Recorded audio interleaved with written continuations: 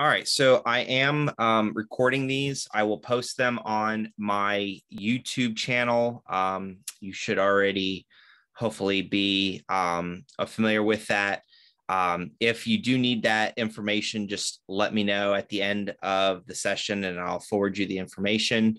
And then I'll just, well, it doesn't matter if I do my email address now, by the time people start coming in here, it'll have to get passed around. So hopefully you have it. It should have been posted on either your Blackboard or you got an email about it. And so if you're just coming in, so I see Jordan Stahl is here. So that's pretty cool. Hope your hockey career is going well. I'm just messing around. For you guys for 1:30, just know I'm also here at 3:45 to 4:45 for you guys. And then today from noon to 1.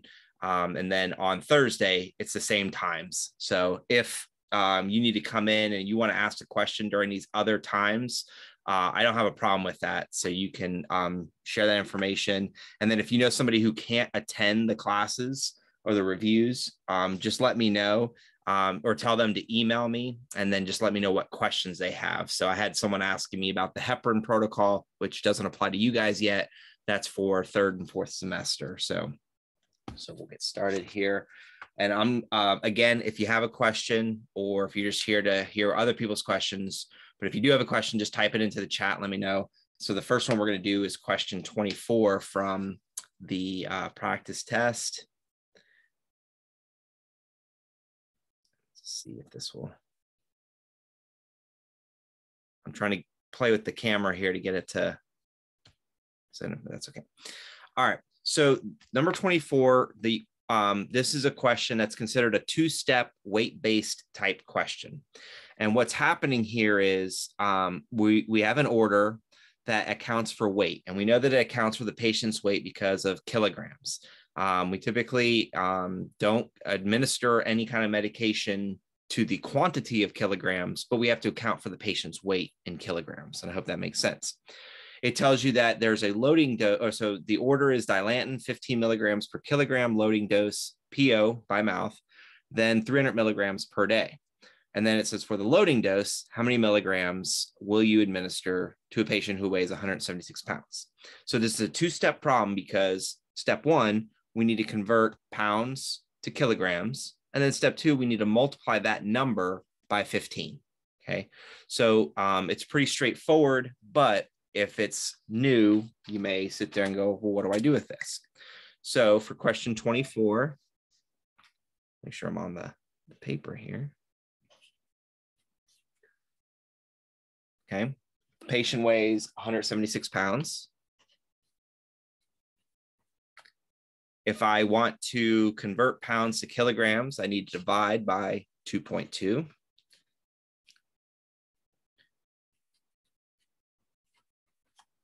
And when I do that, now if you don't recall from first semester, you will have access to a calculator. I don't know if your test is online or in paper, but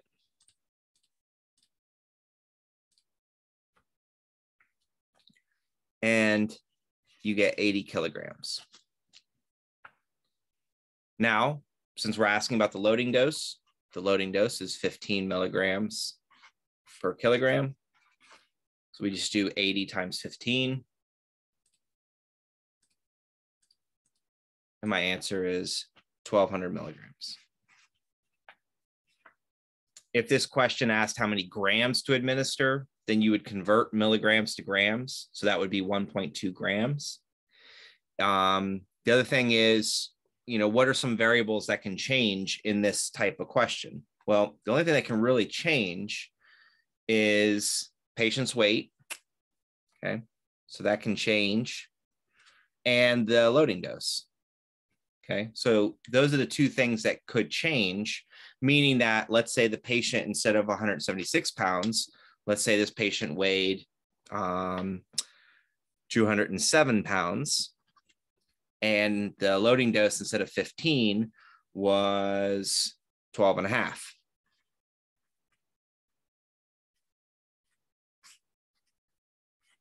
Okay. So what I'm doing is I'm just giving you an alternative way, an alternative question that you might see, because if you think about it, this practice test is going to be a mirror of what you'll see on the actual test, but the things that will change are the variables. They might use a different medication, but the same principle applies. Convert the patient's weight from pounds to kilograms, and then convert the kilograms to milligrams via the loading dose. So 207 divided by 2.2 pounds. And then what you get is,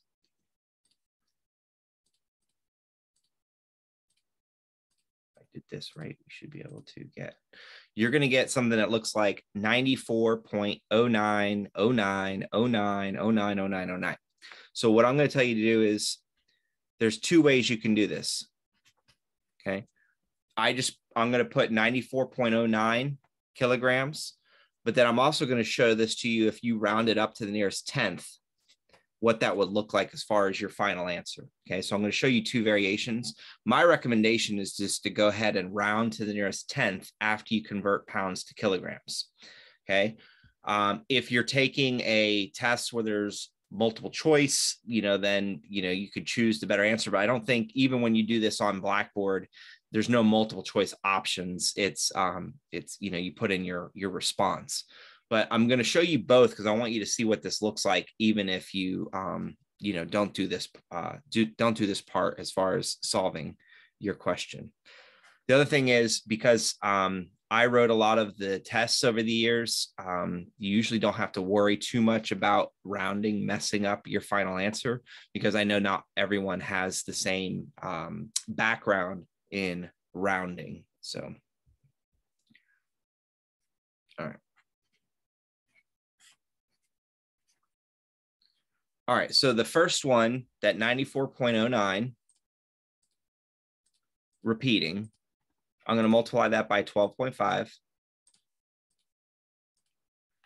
And I'm going to get 1,176.125 as my answer in milligrams.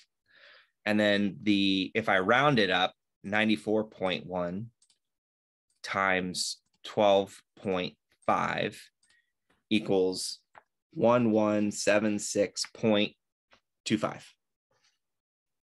Okay. Now you can see that we have two different answers here. Ultimately, what we want is at least two significant digits. So we may not even need to worry about this fraction of a milligram. But if you were doing this, depending on which one you chose, and like I said, you're not going to see a problem like this, but I wanted to show this to you so you have an idea of what this might look like if you needed to do some sort of rounding. Okay.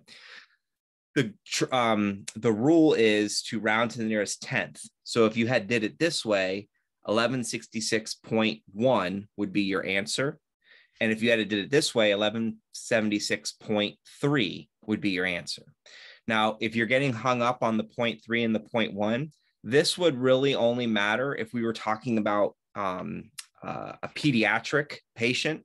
And in reality, because we already into the 1,000 milligrams, the decimal fraction is probably not going to be as important as if it were like a 0.125 versus a 0.25.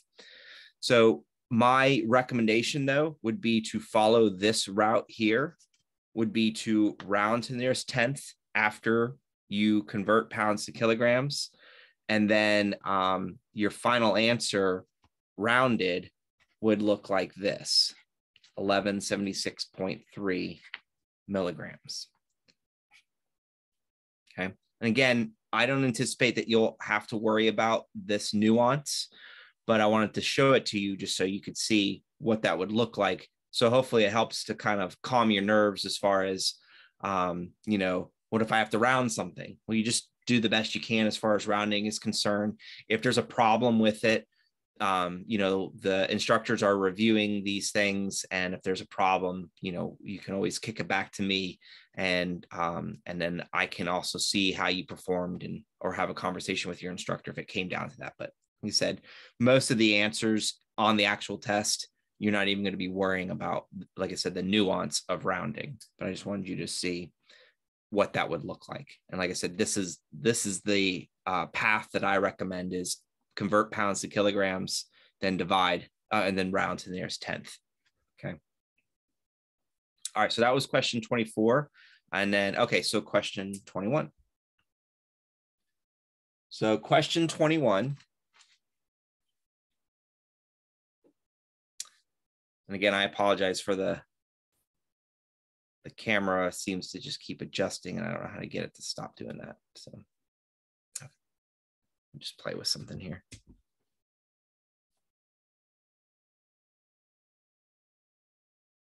At least it's not doing that anymore. Okay. You guys may even see that on my end, but I think you are. So 21 says an order requires 60 milligrams of a drug to administered IM intramuscularly. The vial has the following 3 choices of strength after reconstitution. So basically, this is a reconstitution question.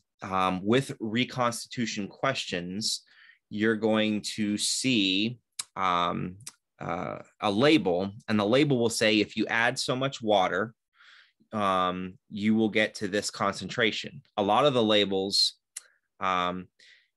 yeah, so someone's asking about the answer key. It's actually in the same link as the practice questions. Oh, for the additional practice questions. That's a good question. I don't know if I have the key to that or not. So we'll see what that is. I have a feeling that if it's not posted on the site, then no, I do not have a key for it. All right. So the on the label, it'll look a lot like this one, number 22, where it'll say like how much water to add. Okay. And then this is the concentration you get after the water is added. Okay. So milliliters diluent added, 18.2 will give us 250,000 units per milliliter. If I'm trying to do drug calculation, I don't care how much water was added. I just want to know, do I know my concentration? And so this skips that step and it just says, you know, these are the 3 concentration options. Then it tells you to determine the volume in milliliters for the strongest concentration. So the strongest concentration is the one that has more milligrams per milliliter. So your options are 5, 10, or 20. So you're going to go with 20 because it has the greater concentration, more drug per milliliter. So 21 looks like this. We start off with 60 milligrams is the order. I don't want milligrams, I want milliliters. So 20 milligrams over 1 milliliter, and I will get 3 milliliters. Now, if you prefer to do this using the ordered over have times quantity method, you can still do that. 60 milligrams over 20 milligrams times the 1 milliliter, and we'll still get the same answer, 3 milliliters. If you have a question about how do you know to use the strongest concentration, that's something you have to be told what to use. You can't just assume which one to use. You need to be told, okay, use the strongest, use the weakest, use the middle concentration. But on your test, you'll be told which one to use.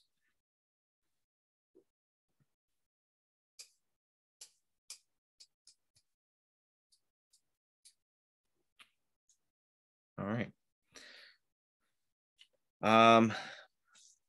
You haven't asked yet, but I'm going to go ahead and just jump to the next more difficult type question, which is question 25. So I'm going to change paper here.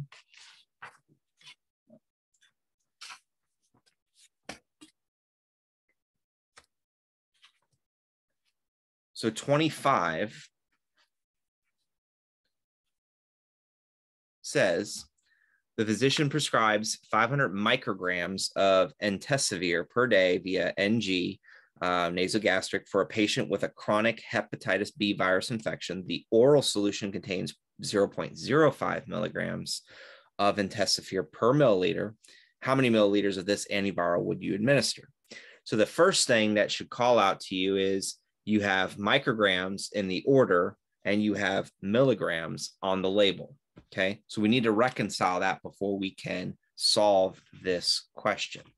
So for 25, I'm just going to see if I can maximize my.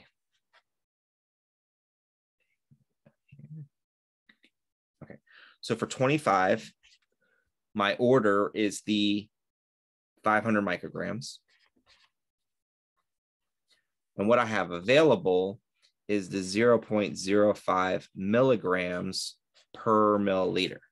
Okay, and that was all told to me in the context of the question. So I either need to convert micrograms to milligrams or milligrams to micrograms, and you can choose either one you want. If you like to work with decimals, then you can convert micrograms to milligrams. And if you prefer to work with whole numbers, then you can convert milligrams to micrograms. So what I'm going to do is I'm going to go ahead and convert this to micrograms. And all I'm going to do is move my decimal over 3 to the right. So 1, 2, 3, and I have 50 micrograms per milliliter. Okay, so I just converted milligrams to micrograms. If you need to see that worked out, because I know you're here for the dimensional analysis, okay, we know that micrograms, there's 1,000 micrograms in a milligram. 1,000 times 0.05. You plug that into your calculator, you'll still get the same thing, 50 micrograms. Okay, so you need to do that, or you can convert micrograms to milligrams. What that would look like is the reverse. So instead of multiplying by 1,000, you'd divide by 1,000 and you'd have 0.5 milligrams. Okay. And then again, dimensional analysis, 500 micrograms. I want to go to milligrams from micrograms. Again, what's the conversion? 1,000 micrograms for every milligram. And then that will give us the 0.5 milligrams. So as long as they're both in the same unit, they both have to be in milligrams, or they both have to be in micrograms. And I just showed you how to get to both methods. So let's stick with the option 1. My order is the 500 micrograms. My conversion is to go from the 50 micrograms per milliliter. And then I get, was it 10 milliliters?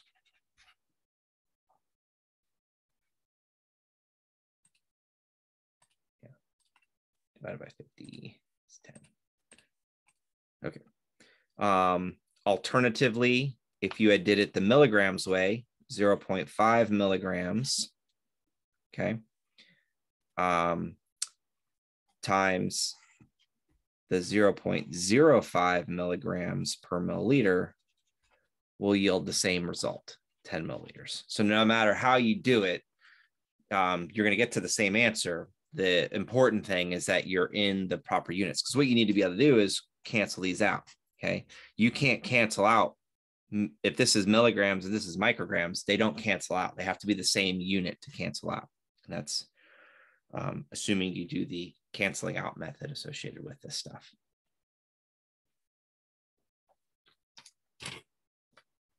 All right, let me see.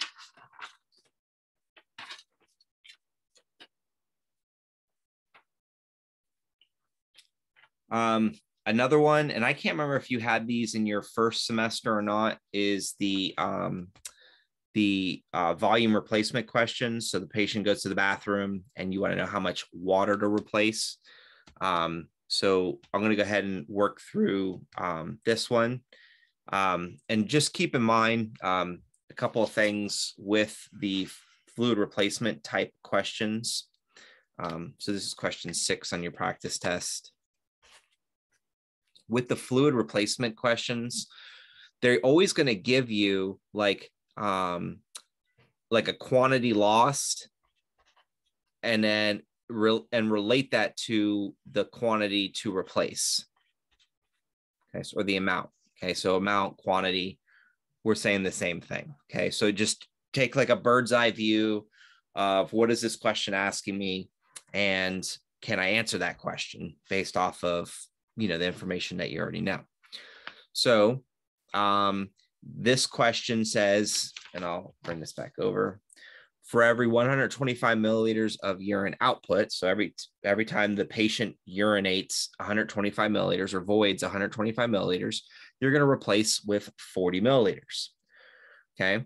Doesn't really matter how we're replacing the fluid. It's just that, but we are replacing it. Okay. It matters for obviously technique. You're working with patients. Obviously that matters, but for math, that's not going to matter. If the actual output for the last 4 hours was 500 milliliters, and again, timing doesn't matter, then how much would you replace with? Okay. So there's a couple different ways you can do this. You can do what's called ratio proportion. And I'll show you what I mean by that, because sometimes that just sounds awful.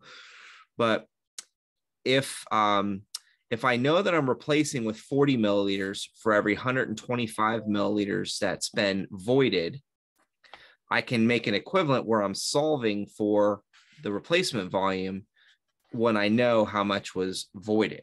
So I have that unknown. So if you remember from, old school algebra and your cross multiplication, that's exactly what we're doing here. Okay. So then you would get 125x, if you want to do it that way, equals 40 times 500, I think is 2,000. Let's just make sure.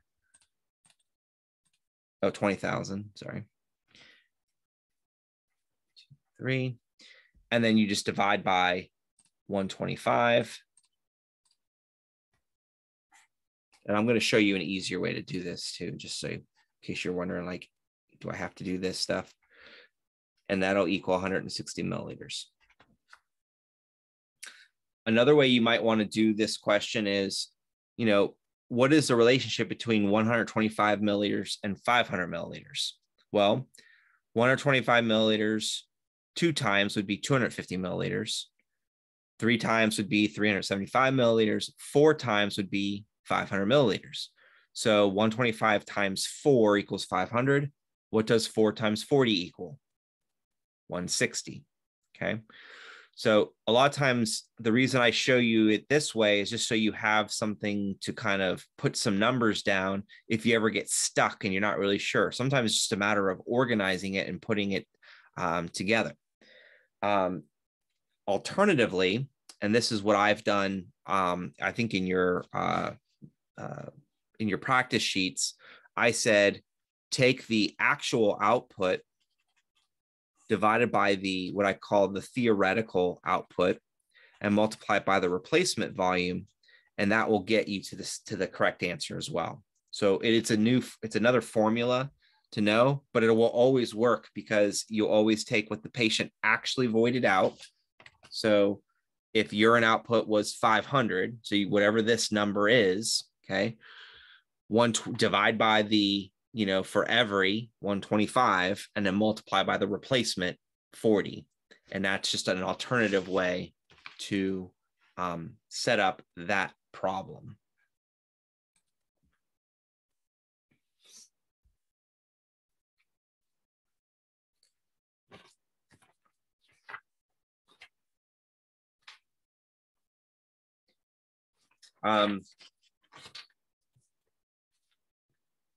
Remember, if you're doing a paper test, make sure you mark your cup, make sure you mark your tubex.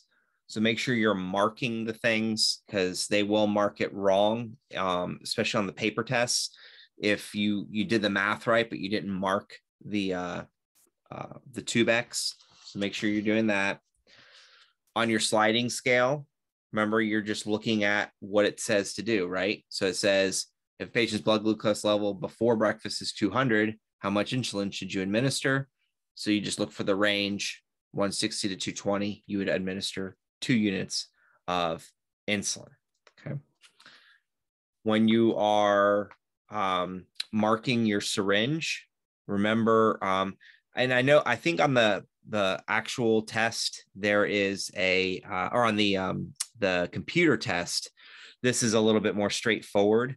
But if you on the OneDrive, there is where I got this information from. I copied it from the textbook that this comes from. But I always say just make sure you're indicating what you're drawing up first. Regular insulin gets drawn up first. And this question says 10 units regular first. Your total is 50. But when they ask you to mark the syringe, a lot of times what they want you to note is that because you drew up the regular first, okay, then you drew up the NPH. If the medication or if the insulin didn't mix in the syringe, then you could say hypothetically, it would be between 40 and 50. I do think that they're getting away from asking this question because it's more of a procedural question and less of a math question. But if I don't show it to you, then you don't know.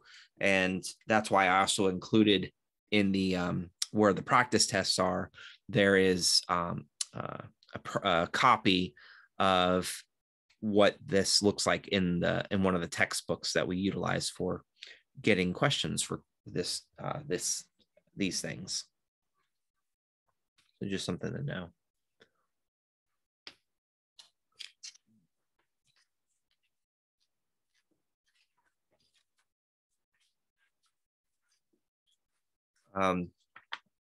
There's some flow rate questions. Those are pretty straightforward. Remember, flow rate is just volume over time. If you have to do a drop rate, it's just volume over time, or your flow rate times the drop factor. Here at Allegheny campus, you'll always be given the drop factor. Sometimes it's listed in the image. So this is a drop factor of 10 drops per milliliter. If it says microtubing and there's nothing else listed, just know that that's 60 drops per milliliter. But there are a variety of different variations of flow rate questions.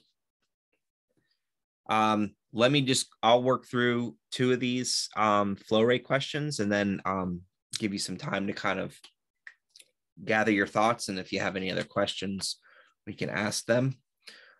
So let me just do a basic flow rate question. Believe it or not, question 17 is commonly missed because a lot of times you're thinking, well, what do I need to do with this? Because there's really no math, and it's kind of true. So it says 17, patient receives 120 milliliters in 90 minutes. What is the flow rate in milliliters per hour? So what you're doing here is converting. So let's see what that conversion looks like. Excuse me.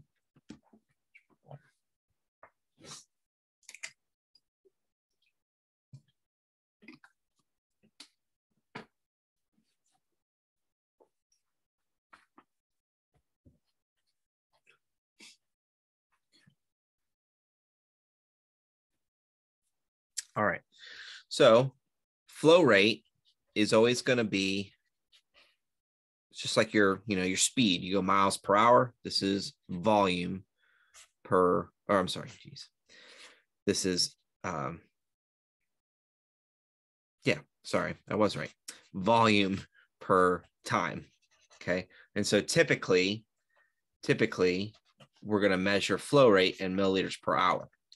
Okay. Another example of flow rate might be drops per minute. But it'll ask you for the drop rate, but drop rate is just another way of indicating flow rate. Okay.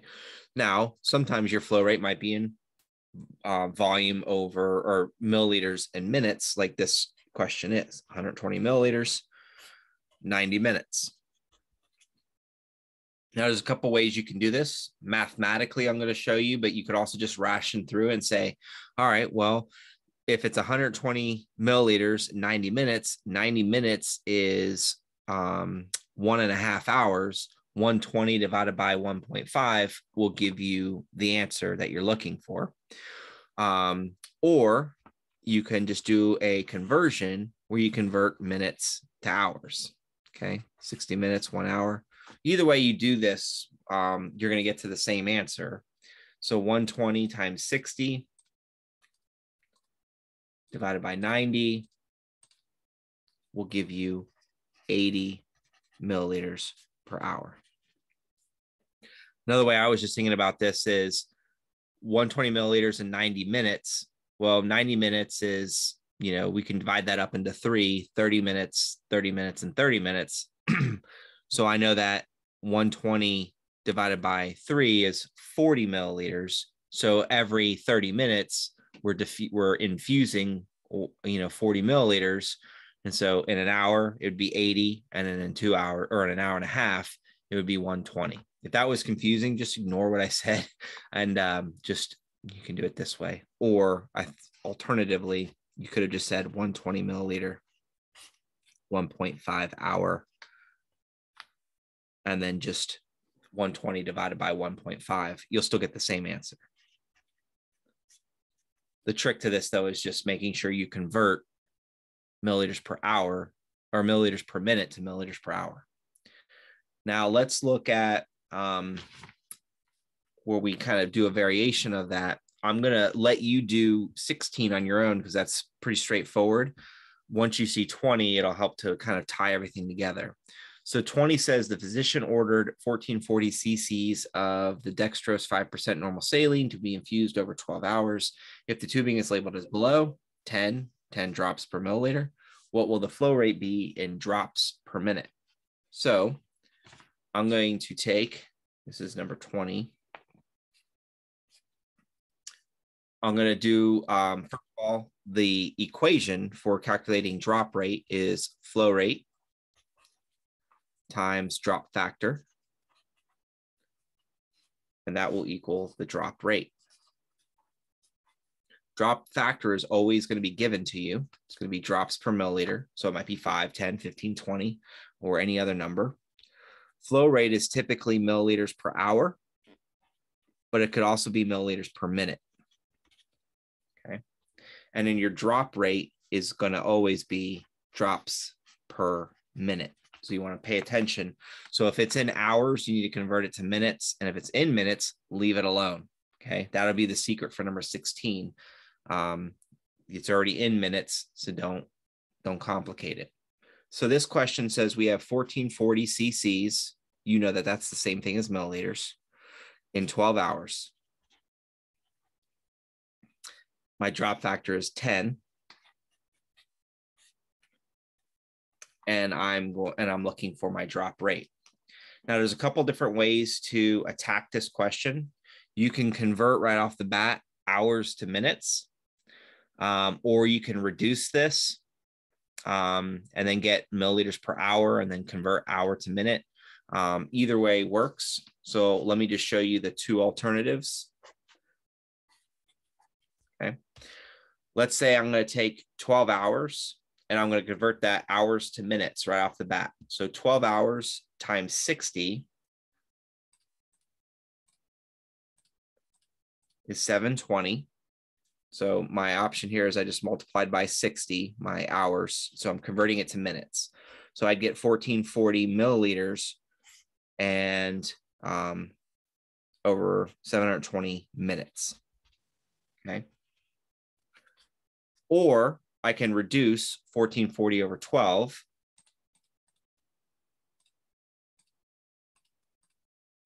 And I'll get, so this is my or, 120 milliliters over 1 hour. And then I can then just convert that to 120 milliliters, 60 minutes.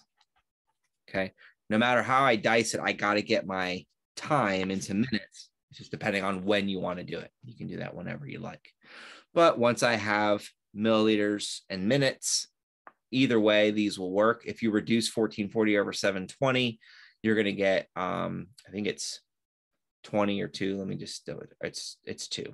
So 1440 divided by 720 will give me, I'm just going to just reduce that to 2 milliliters per minute.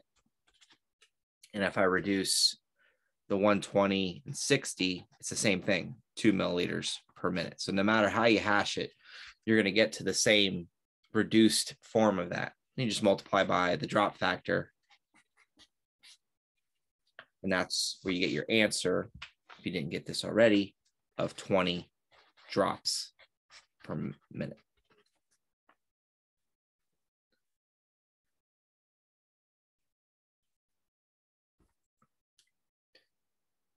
Okay, so those are for you guys for the 130 class, those are some of the major questions.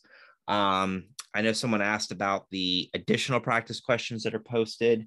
I don't have that in front of me, but if you have a question, I can pull it up. And I can look at that with you.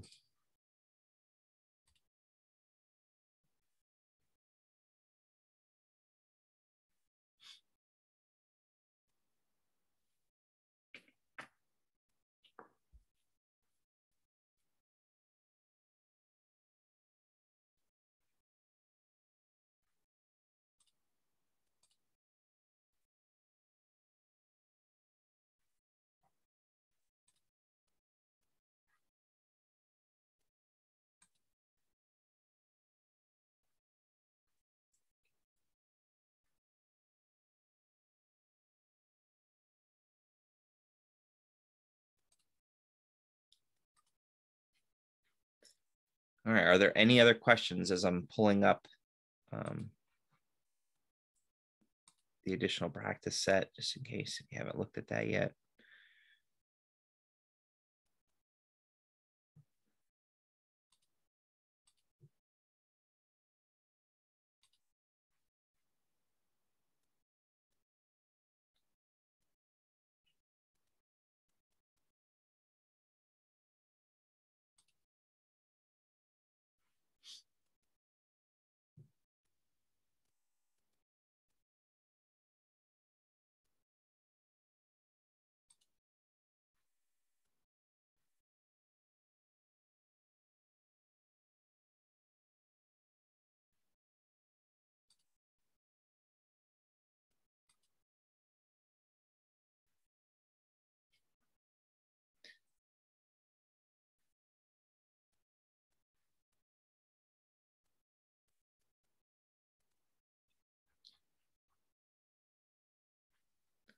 I'm looking at this, the additional practice questions. I just want to see if I created a key and it just is located differently. Doesn't look like it.